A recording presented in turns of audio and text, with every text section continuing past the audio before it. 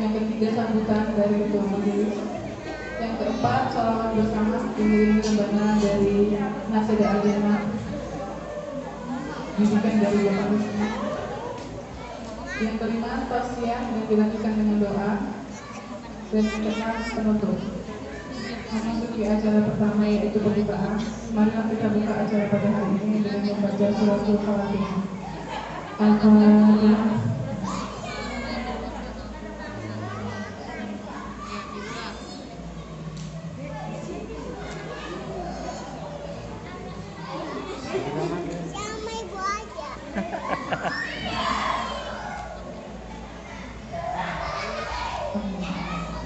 Acara selanjutnya yaitu pembacaan ayat suci Al-Quran yang dibawakan oleh Ibu Rini.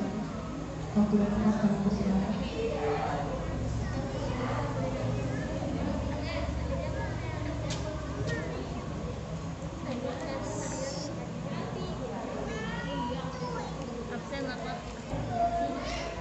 Assalamualaikum warahmatullahi wabarakatuh.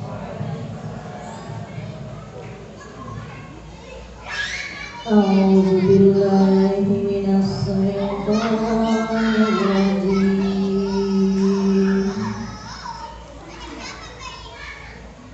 Bismillahirrahmanirrahim.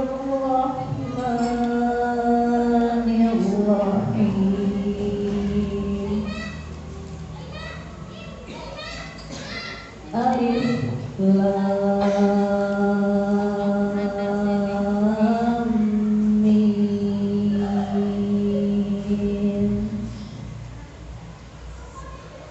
Zalikal kitabu la raiba fihi.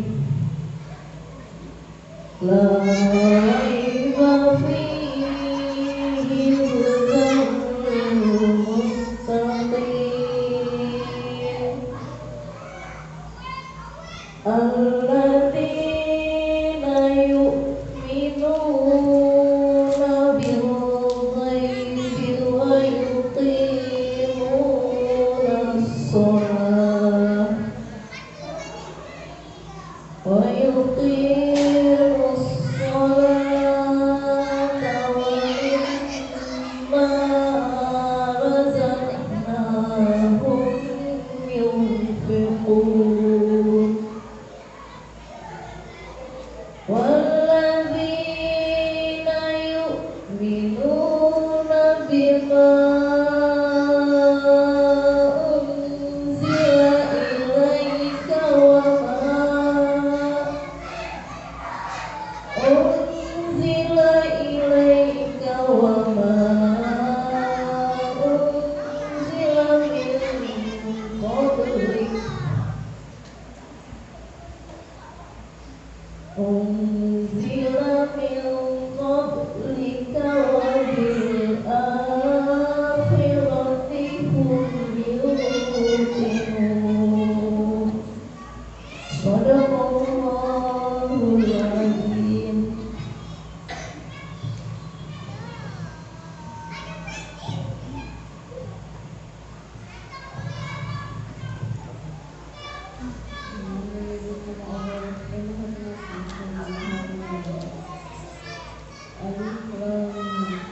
Inilah kitab yang tidak ada peraturan di dalamnya sebagai petunjuk bagi orang-orang yang pertama, yaitu orang-orang mereka beriman terhadap hal gaib, surga, neraka dan lain-lain. Dan mereka memperhatikan melaksanakan sholat dari hari sebagian harta yang telah kami rezeki kepada mereka. Mereka menginfakkan kepada Allah dan orang-orang yang beriman terhadap waktu yang diturunkan kepada dan apa yang telah diturunkan kepada Rasul-Rasul sebelum kamu terhadap adanya akhirat mereka yakin.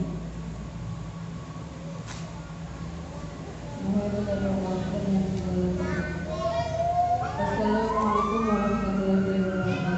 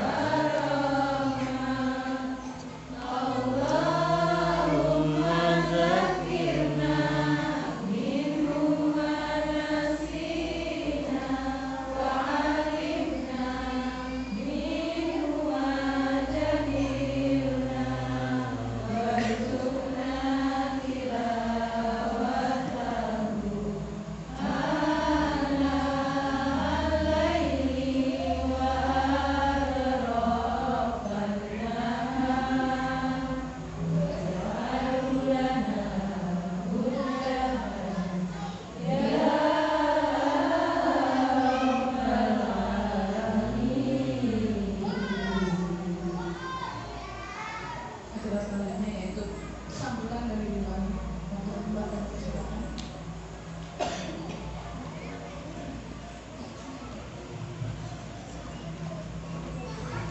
Assalamualaikum warahmatullahi wabarakatuh.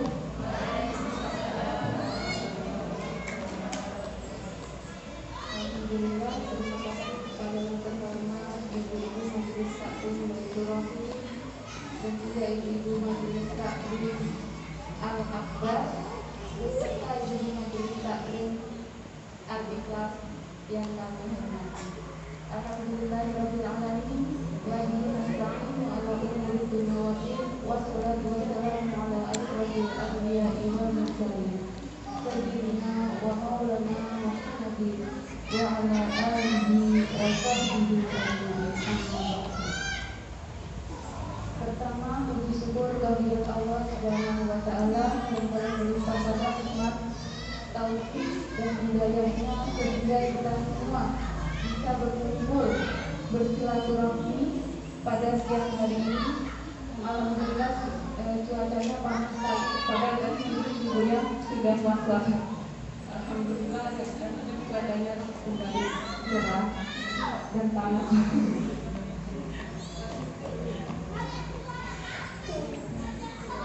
Sehingga kita bisa berkumpul pada hari ini dalam keadaan sehat walafiat. Amin ya rabbal alamin. Selamat salam, tak lupa hari bersama-sama kita haturkan kepada kita Nabi besar Muhammad SAW beserta sahabat keluarga dan hidup dunia hingga akhir zaman. Dan ketiga, kami sampaikan terima kasih kepada ibu-ibu yang sudah hadir di sini. Mudah-mudahan kehadiran ibu-ibu di sini kita bisa saling bersilaturahmi. Mohon maaf, sebetulnya saya juga belum kenal dengan tidak mengurangi rasa hormat kami, khususnya saya, dalam mengendalikan diri mengundang ibu-ibu untuk hadir di sini. Dan mudah-mudahan kami silaturahmi ini bisa terus kita jaga, bisa terus berlanjut. Mudah-mudahan nanti kita juga bisa bersilaturahmi ke Baitur-Rahim, bisa bersilaturahmi ke Al-Akbar seperti itu. Mudah-mudahan insyaallah.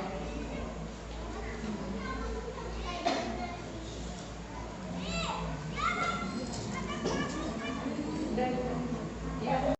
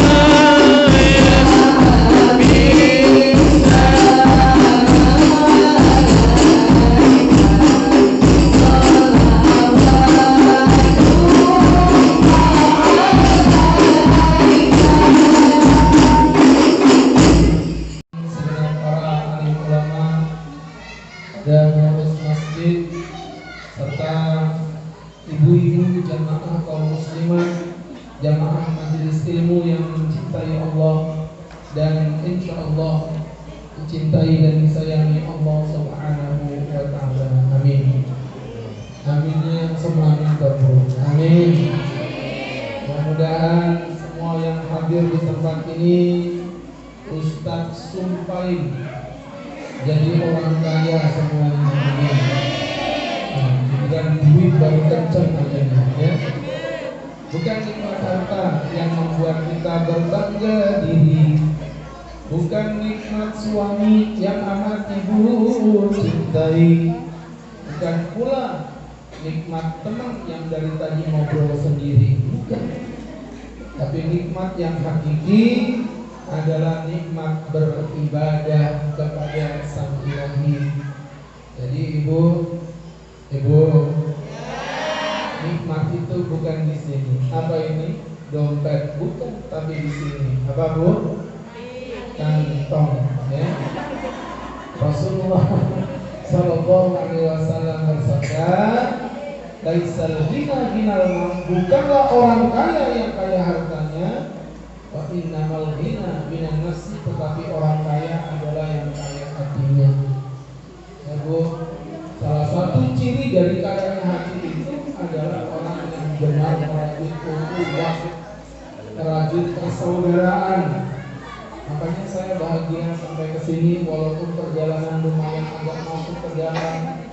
Tapi senang melihat ibu di sini itu persaudaraannya itu luar biasa.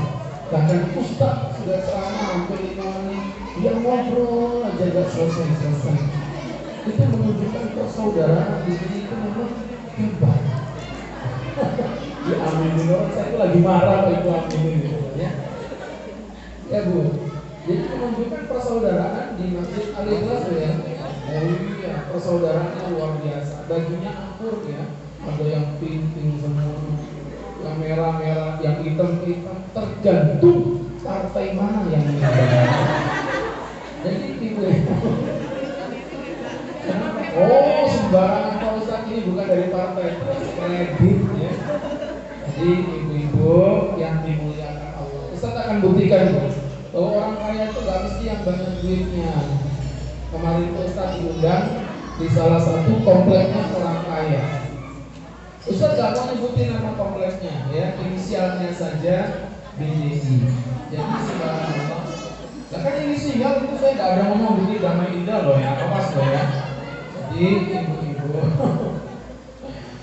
diundang Ustaz di kompleknya orang kaya bu, masya Allah, rumahnya megah, mewah, istrinya cantik jelita, anaknya salih-salihah, orangnya ganteng. Saya itu udah mikir, orang ini hidupnya sempurna. Baru keluar Ustaz dari rumahnya, dipegang sama Ustaz, saya ini sebenarnya hidupnya lagi sengsara. Sengsara apa mas? Saya ini banyak utang. Nah rumahnya mewah kok banyak utang. Ya dijual aja rumahnya berapa? Ya memang kalau dijual sekitar 5M Pak Ustaz. Udah jual 5M, 250 juta buat modal usaha, 250 juta tinggal di kampung sederhana, sisanya 4,5M buat bayar utang. Selesai, hidup bahagia walaupun di kampung. Tidak apa-apa, yang penting tidak punya utang. Apa jawab dia? Tapi Pak Ustaz, tapi apa lagi? Utangku ada 12M Pak Ustaz. Itu rumahnya mewah, utangnya banyak. Beda dengan warga Al-Ikhlas. Rumah boleh sederhana, utang banyak juga. Dia kan dari potongan wajahnya. Ibu. Maka ibu-ibu,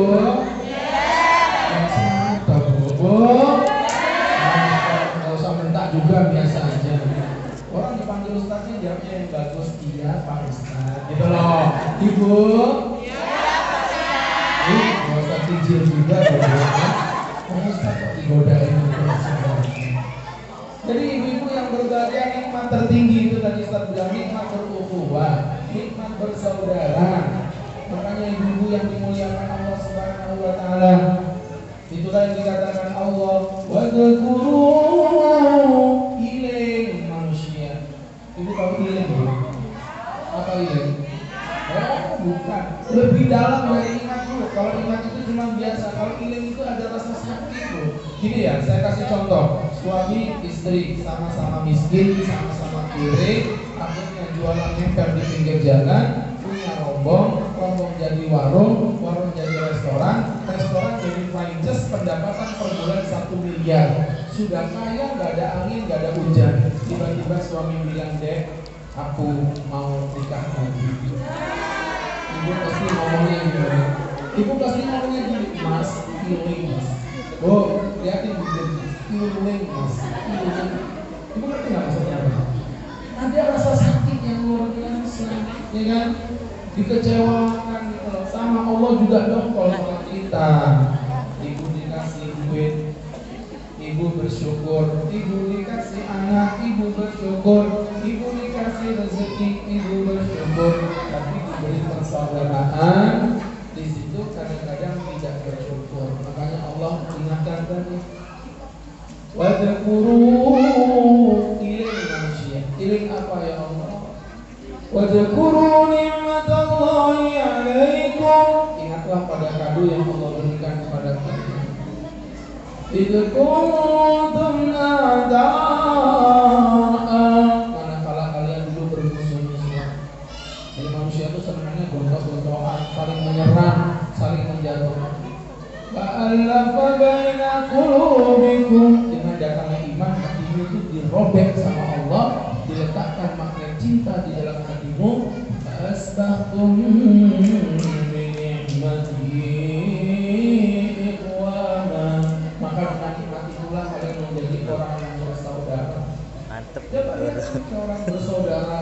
Makanya dari tadi agak selesai ngobrolnya cuma nggak apa-apa sih, ibu ngobrol aja terus nggak apa-apa. Cuman kemarin saya ceramah di Penajam, ada tuh ibu-ibu tuh ngobrol aja, besoknya meninggal dunia. Bukan gara-gara Ustaz doain, bukan. Memang umurnya sampai di situ. Jadi subhanallah, ya Bu, luar biasa ibu-ibu yang berbahagia bila nikmat ukhuwah persaudaraan yang diberikan Allah. Makanya kenapa selesai bulan Ramadan, Syawal dijadikan momentum untuk berukhuwah. Ada istilah kita namanya halal bihalal. Ustaz, itu ada kan di zaman Nabi? Gak ada. Jangankan di zaman Nabi, sampai hari ini pun, sampai hari ini di Arab pun gak ada yang namanya halal bihalal. Ustaz tinggal di Arab 5 tahun, belajar PKI sebenarnya.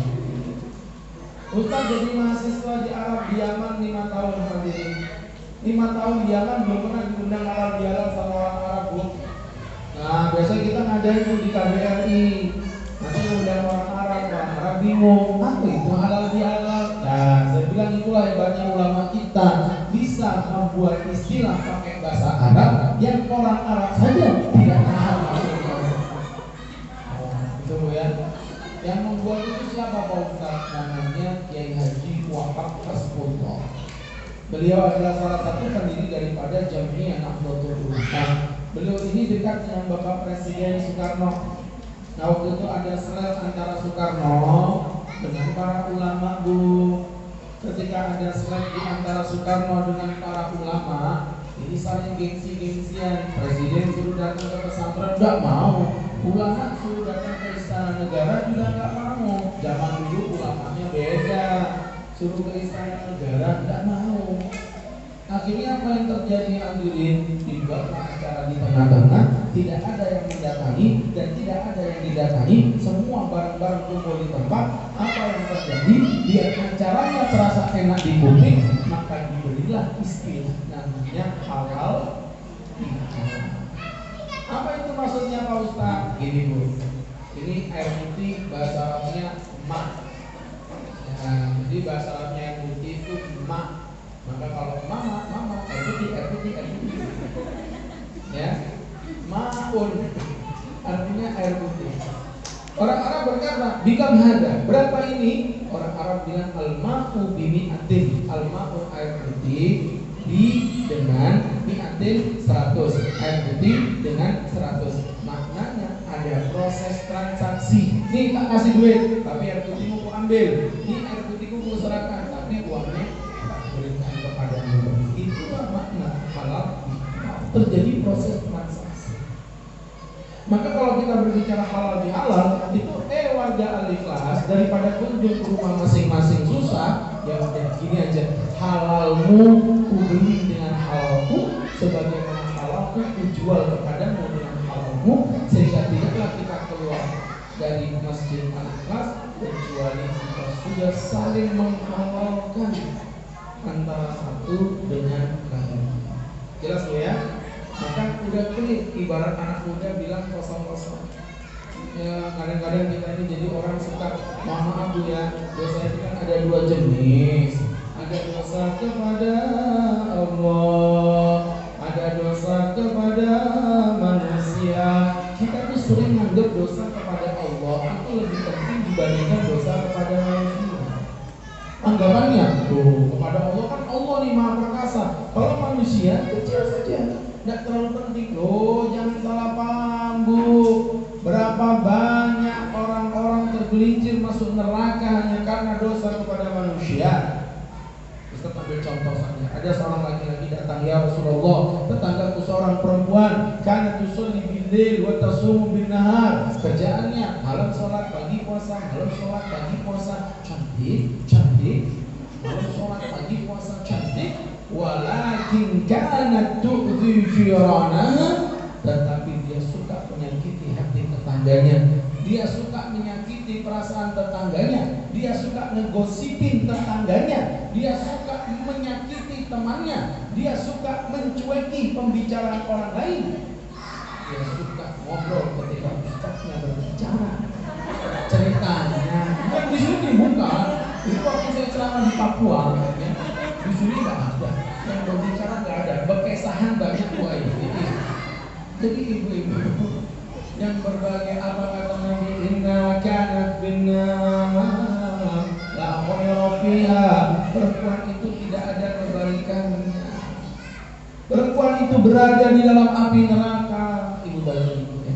Orang yang malam sholat pagi puasa itu sudah sempurna, ya? Sudah ibadahnya mantap surantap. Tapi kata Nabi, inna kanat binna, demi Allah perempuan itu berada di dalam api neraka. Makanya kata Nabi walaupun si Muhammadin biyadi, demikian kata Muhammad ada di dalam genggaman tangannya, la tadkhulul jannah, kalian tidak akan pernah masuk surga hatta tu'minu, sampai kau beriman kepada Allah, wala tu'minu, namun kau tidak akan dianggap beriman oleh Allah, hatta tahabu, sampai kau saling mencintai satu dengan lainnya. Nah maka berangkat dari itu Ustaz akan buktikan bahwa dosa kepada manusia pertanggungjawabannya lebih berat dibandingkan dosa kepada Allah. Ada 3 buktinya. Apa itu Pak Ustaz? Ada 3. Apa itu? Ada 3. Oh, apa itu? Ada 3. Ibu pikir saya nyanyi. Saya lagi mikir apa tadi yang pertama. Ibu pikir jadi ustaz tuh nggak pikir gitu. Itu dengerin ceramah sambil makan aja dari tadi makan. Ustaz duduk tadi nggak ada makanan. Pas assalamualaikum baru dikeluarin orang aja ada makanan. Itu namanya minyak gitu. Jadi ibu-ibu yang dirahmati Allah, terus dia wena makan lelak, tewak, udah kayak lagu ustaznya. Itu sebenarnya nyemil apa lapar sih? Itu sebenarnya habis satu piring. Jadi masya Allah, ibu-ibu yang dirahmati Allah, nggak apa-apa. Lanjutkan aja yang udah dulu ditahan lagi. Nggak apa-apa. Ustaz ini nggak marah kalau sumpah nggak marah. Jadi ibu-ibu yang dirahmati Allah Subhanahu wa ta'ala, ya. Ini jadi pembelajaran untuk kita bersama. Ada berapa tadi buktinya bu? Ada 3. Jadi itu tadi yang pertama bu ya, jelas. Oh belum. Kirain dia jawab belum, Ustaz belum ya? Belum. Ya Allah. Tapi sebenarnya saya ini ada di mana?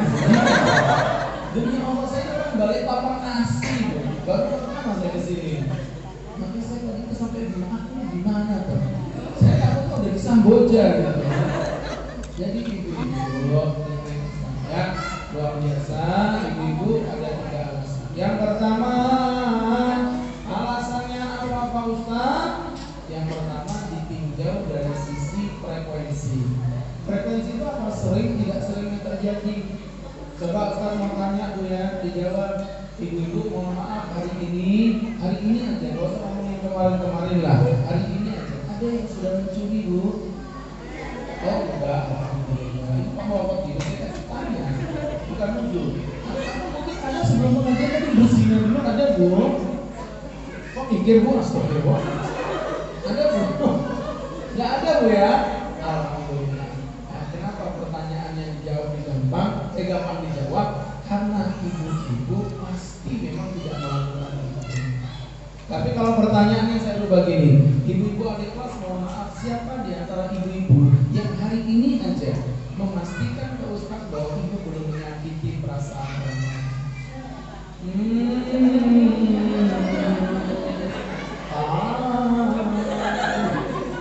Mulai teringat ya. Pagi-pagi udah mau, Mas bangun. Gak dosa mulutnya gitu. Ya Allah ya kami lagi jalan sama anak lagi belum bentak-bentak ya kan. Kamu nih saya, ibu kutuk kamu jadi maling tunggal. Katanya lumayan daripada maling HP. Astagfirullah. Ya Bu ya. Jadi ibu yang berbahagia, banyak dosa kita kepada manusia ini bahkan cenderung tidak terasa. Ya Bu ya, tidak terasa Bu, kita sering menyakiti orang lain. Makanya kenapa di Idul Fitri kita minta maaf, walaupun kita nggak tahu soalnya apa. Ya kan Bu ya, sering kan. Oh, itu di ceramah mesti selalu begitu. Ibu-ibu, terima kasih yang dapat yang disampaikan kurang lebih. Curi Pak Ustaz, tapi di sini ada orang yang makan ute-ute mana punya 3. Ibu, maksudnya nggak ada yang maling. Oh, dia nggak pernah ambil duit suami. Saya itu cuma menyelamatkan uang yang tersisa di kantong sebelum dicuci, Pak. Oh, nggak pernah. Nggak pernah. Berarti ibu nggak tahu. Maka berangkat dari situ, hadirin menjelang dengan berbahagia. Yang dosa kepada manusia tidak menerima keteledoran. Makanya mohon maaf ibu-ibu, yang namanya utang tidak akan pernah lunas. Walaupun ibu sudah meninggal dunia, walaupun orang yang utang sudah meninggal dunia, selama belum terjadi 3 perkara. Apa Pak Ustaz? Yang pertama bayar, yang kedua dibayarin, yang ketiga diikhlaskan. Kalau 3 ini ada, bebas. Kalau 3 ini tidak ada. Walaupun Anda beramal soleh, tidak akan diterima sama Allah. Ibu mau sujud sampai jidat bonyok, hidung pesek, gigi rontok, ukil berantakan, pemisah karuan, bulu ketek keterbang, melambai-lambai di atas awan. Saya kan ngomong Muslim. Mau sibuk tawan. Jadi ibu yang dirahmati Allah Subhanahu wa ta'ala. Mohon maaf sampai Nabi mengatakan yukfar li syahidin kulla dzambin, semua dosa orang mati syahid akan diampuni oleh Allah. Zinanya diampuni, judinya diampuni, apalagi bermaksiatnya diampuni. Kecuali satu yang tidak akan diampuni, berarti dainun, utang. Nah kalau orang mati syahid saja utangnya nggak akan diampuni Allah, apa lagi kita? Ya Bu, nah ini yang harus kita pelajari hadirin. Maka kalau punya utang, 1 bayar. Ya, kalau saya punya utang, tolong diberi amalan. Ada dari guru-guru amin. 2 amalan cara mudah membayar utang. Ya, yang pertama cash, yang kedua transfer. Itulah 2 cara mudah membayar utang. Dicatat susah itu Bu. Jadi ya iya, itulah 2 cara mudah membayar utang. Yang pertama itu cash, yang kedua transfer. Ya, baik, utangnya dibayar. Ya kalau bagi Ustaz utang itu sebenarnya mohon maaf ya penyakit Bu. Ada orang utang itu karena memang kebutuhan. Itu nggak apa-apa. Utang buat makan, utang buat minum, utang buat bayar listrik itu masih masuk akal. Tapi ada orang utang itu bukan kebutuhan, dia utang karena memang sudah menjadi gaya hidup. Utang it's my life, begitu. Nah orang-orang yang seperti ini yang parah, apapun dia beli utang. Sampai kemarin itu beli emas utang. Saya bilang, Bu, orang beli emas kok utang gitu loh. Sekarang saya tanya, emas itu enaknya dilihat apa dijilat? Dilihat apa dijilat? Iya, udah tahu emas enaknya dilihat. Apa yang utang itu datang ke toko Yunus itu pelototin dari pagi sampai malam gratis. Gak bayar, Bu. Dia tahu pelototin aja begini. Karena nanti diusir sama yang jualan ya. Jadi ibu-ibu yang berbahagia, udah utang itu untuk sesuatu yang memang dibutuhkan. Ini sekarang orang dikit-dikit utang, termasuk tadi ya, mohon maaf ya, arisan itu babnya bab utang. Karena babnya bab utang, maka ibu yang mendapatkan arisan pertama itu seakan-akan berhutang kepada yang belum mendapatkan arisan. Dia harus dibayar, walaupun cuma sedikit. Sudah dilunasi kan, cicilan-cicilan, Shopee Market, Tupperware, Oriflame itu sudah dibayar. Ibu-ibu yang dirahmati Allah Subhanahu wa ta'ala. Kemudian yang kedua, dibayarin. Nah, jadi waktu itu ada siapa namanya, seorang sahabat namanya Barrah bin Azib datang membawa mayat begini, ya Rasulullah, ya Rasulullah, sholati sahabatku ya Rasulullah. Nabi tanya ini, alaihi daimun, apakah dia punya utang? Qalu na'am, ya Nabi dia punya utang. Kata Nabi, Allahumma yaqdi dainah, apakah dia meninggalkan uang yang bisa membayar hutang-hutangnya? Oh ya, tidak ya Nabi, dia menteri, tidak membawa apa-apa. Apa jawab Nabi? Wallahi innaha kanat binar, demi Allah perempuan itu, demi Allah dia tetap berada di dalam neraka. Selagi dia, aku tidak sudi nyolati ini. Waktu itu datang seorang laki-laki bernama Abu Talha, ya Rasulullah, sholli alaihi, sholati dia, wa alaihi yadaimu, dan aku yang bayar hutangnya. Barulah Nabi menghormati orang tersebut. Jadi ada yang bayar. Hanya ibu ganti loh, Bu. Bu, kalau punya utang dicatat, minimal ada saksinya. Jadi kalau ibu mati, mohon maaf Bu ya, meninggal dunia nanti ibu itu ketahan nafsu ini maaf potong bida ini dijagain malaikat begini, ibu udah mau masuk surga. Dilihat amal solehnya banyak, rajin pengajian di masjid Al-Ikhlas, rajin sholat, ya kan, rajin berzikir, masuk surga. Ketika udah mau masuk surga, dari belakang ada mesin katrol nih, diangkat sini. Mereka kenapa? Tadi dulu setelah dicek ada data online, ya kan? Ini kakak terlibat dengan utang yang. Nah, akhirnya ibu bertahan sampai kapan? Untuk selama-lamanya ibu tidak bisa masuk surga. Hatta di bidayna, sampai ada yang membayarkan hutang. Nah, makanya itulah tadi fungsinya kita menulis jadwal hutang, dan yang lebih bagus ya kalau bisa kita memang tidak punya hutang. Itu yang kedua. Kemudian yang ketiga namanya diikhlaskan. Kalau diikhlaskan ya udah selesai, berarti hutangnya sudah benar-benar. Baik ibu-ibu yang dimuliakan Allah Subhanahu wa ta'ala, ibu-ibu ketiga apa ya? Ya, jadi ibu-ibu yang dirahmati Allah Subhanahu wa ta'ala. Jadi yang pertama dari sisi preferensinya, yang kedua dari sisi keteladonan. Nah yang ketiga dari sisi cara bertobatnya.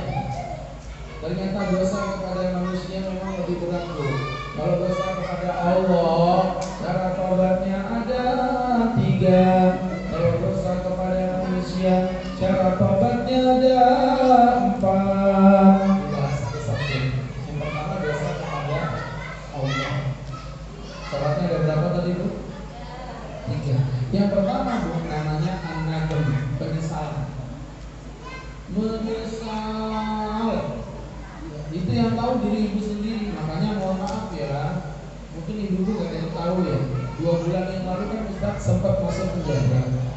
Ya, isi pengajian di penjara. Ngapain